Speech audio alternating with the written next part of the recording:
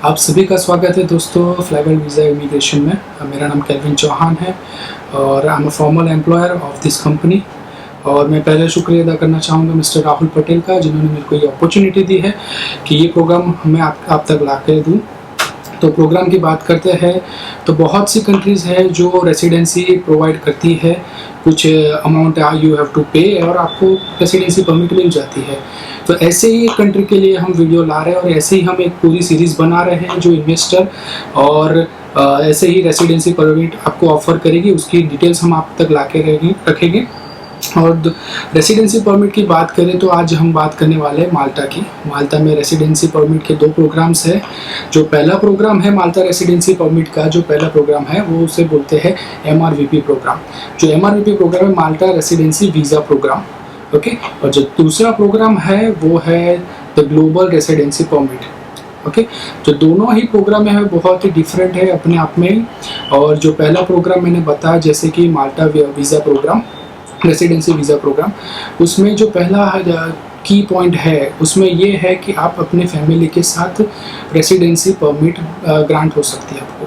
दूसरा जो पॉइंट है उसमें कि उसमें जो ह्यूज अमाउंट आप इन्वेस्टमेंट करते हैं, it is like 1.5 crore to 2.5 crore, okay. उसमें भी 2 प्रोग्राम्स हैं, क्योंकि उसके डिटेल्स में आपको बताता हूँ कि जो पहला जो प्रोग्राम है 1.5 करोड़ का वो वन टाइम इन्वेस्टमेंट प्रोग्राम है, जिसमें आपको बेनिफिट्स ये रहेंगे कि आपको लाइफ टाइम रेसिडेंसी परमिट मिल जाएगी। दूसरी शेंजन जो भी कंट्रीज है उसमें ट्रैवल आप एक्सेस फ्री कर सकते हैं, दोनों में ही ये कॉमन चीज़ है। और तीसरा जो पॉइंट है मेजर पॉइंट कि फैमिली के साथ आपको रेसिडेंसी परमिट मिल जाती है। और सेकेंड थिंग, वहाँ पर जाके आप वर्क परमिट भी अपने आप ढूंढ सकते हैं या फिर आप वर्क परमिट के लिए भी अप्लाई कर सकते हैं। और जो दूसरा प्रोग्राम है उसमें ही MRVP प्रोग्राम है, उसमें जो सेकंड कैटेगरी है जो अप्रोक्स अराउंड 2.5 करोड़ के अराउंड जाती है, जो इट्स लाइक आप 5 साल के बाद उसको विड्रॉ कर सकते हैं अमाउंट को, अगर आपको नहीं चाहिए वो that is amount is refundable. आपको प्रोग्राम में ज़्यादा नहीं रहना है तो आप वो अमाउंट रिफंड कर सकते हैं। और दोनों ही प्रोग्राम में एक चीज़ कॉमन है कि जो भी आपको वहाँ पे प्रॉपर्टी बाई करनी पड़ेगी या फिर प्रॉपर्टी आपको रेंट पे लेनी पड़ेगी। अगर आप प्रॉपर्टी रेंट पे लेते हैं तो MRVP प्रोग्राम में रेंट की मिनिमम जो आपकी प्रॉपर्टी का रेंट होना चाहिए not less than 10,000 Euros approximately. यहाँ के अगर अभी करंट करेंसी के हिसाब से गिने तो 8.5 लाख के अराउंड इंडियन रुपीज़ में होना चाहिए।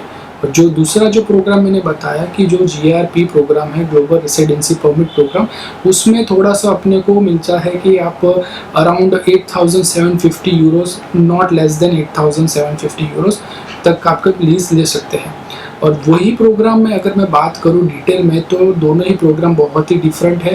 जो GRP प्रोग्राम की मैं बात करूँ तो GRP प्रोग्राम में ये रहता है पहला कि आपको एवरी सिंगल ईयर आपको रेसिडेंसी परमिट आपको रिन्यू करनी पड़ती है।